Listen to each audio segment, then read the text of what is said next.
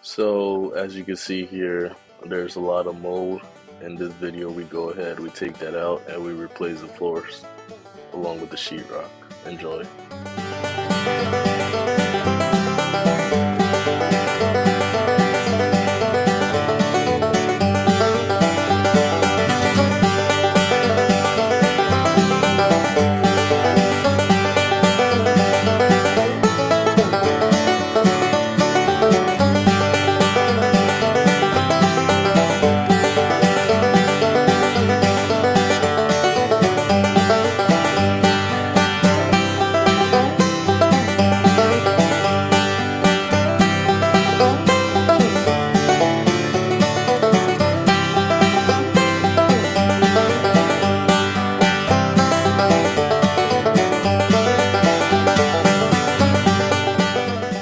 So tell me, how much you think this whole project costs?